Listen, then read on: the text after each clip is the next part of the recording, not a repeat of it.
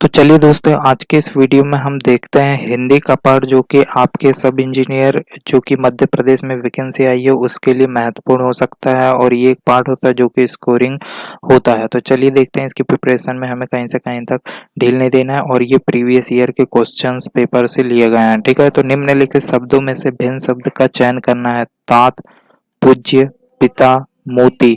तो जो मोती रहता है, मोती जो रहता है वो होता है भिन्न शब्द है। मोती जो है भिन्न शब्द है इसमें से।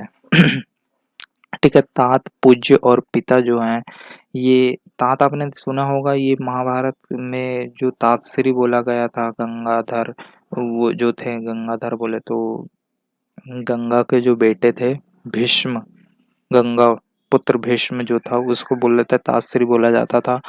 और ये पूज्य, पूज्य भी उन्हीं के लिए बोला जाता है, और पिता भी जो रहते हैं हमारे उनके लिए बोला जाता है। तो मोती यहाँ से अलग हो जाता है, ठीक है दोस्तों। क्वेश्चन नंबर सेकंड देखते हैं कि वर्तमान हिंदी का प्रचलित रूप कैसा है।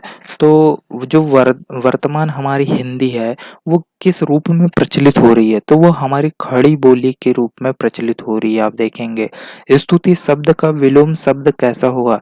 स्तुति का विलोम शब्द होता है निंदा करना होता है, ठीक है। फिर खग का पर्यायवाची शब्द होगा, खग का जो पर्यायवाची शब्द यानी कि वो होता है विहग होता है, विहग होता है, ठीक है। नीचे लिखे शब्दों में से कौन सा शुद्ध शब्द होगा। जो शुद्ध शब्द होगा,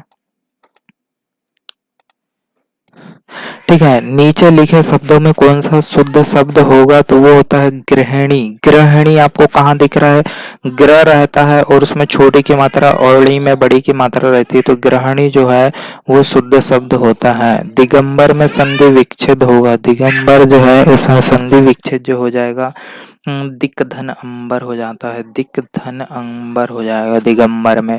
अब अनेक शब्दों के लिए एक शब्द का चयन कीजिए जो पुरुषों के अनुरूप हो। पुरुषों के जो अनुरूप होता है वो होता है पुरुष सूचित होता है, पुरुष सूचित होता है। फिर अन्य प्लस अभाव में संधि कौन सी हो जाएगी, तो वो हो जाएगी अन्नाभाव हो जाएगी, ये वाला हो जाएगा, है ना। अन्य प्लस अभाव में जो संधि होगी वो अन्नाभाव हो जाएगा, और इसका विग्रह क्या हुआ, अन्य प्लस अभाव हो गया। फिर निम्नलिखित में से शुद्ध वाक्य चयन कीजिए कि शुद्ध वाक्य हो, यहाँ पे हो जाएगा मुझे घर जाना चाहिए।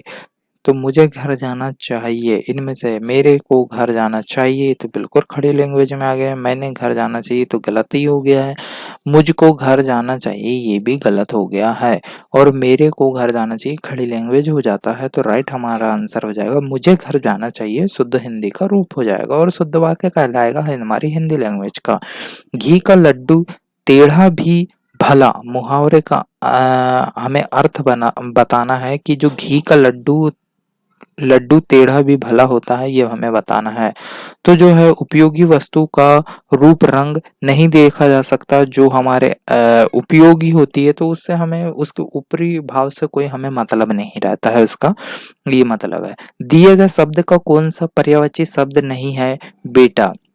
बेटे का पर्यायवाची शब्द पुत्र भी होता है और सुत भी होता है, शायद आत्मज भी होता है, अग्रज अग्रज नहीं होता है, तो ये पर्यायवाची शब्द जो है वो अग्रज नहीं होगा, ठीक है।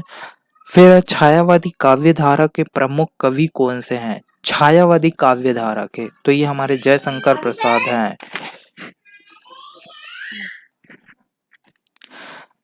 क्वेश्चन नंबर 30 देखते हैं हम कि रात दिन में समास किस प्रकार का होगा। रात और दिन होता है तो ये हमारा द्वंद समाज में आता है, जो दो शब्दों को हम विग्रह करते हैं तो उसमें और या लगाते हैं तो ये द्वंद हो जाएगा, रात और दिन हो जाता है, ठीक है। निम्नलिखित शब्द में उपसर्ग लगाने से बनने वाले सही विकल्प को चुने।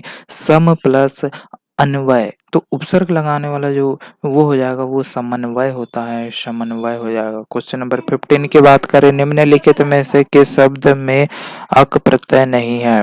निम्नलिखित किस प्रत्यय जो होता है वो बाद में लगता है शब्द के, तो सड़क अक है, रक्षक अक है, याचक अक है और नर्तक जो सड़क है, सड़क तो इसमें जो है आपका प्रत्यय नहीं है, सड़क प्रत्यय नहीं है, मुझे कंफर्म नहीं हो रहा है थोड़ा। तो इसमें सड़क में जो है अक प्रत्यय नहीं है ये बोल रहा है, ठीक है, राइट इसका आंसर। तो दोस्तों ये हमारे टॉप 15 क्वेश्चंस है जो कि प्रीवियस ईयर से लिए गए थे। तो आशा है ये आज का सेशन आपको अच्छा लगा होगा और ये आपके लिए बहुत ही यूज़फुल होगा। तो thank you for watching this video.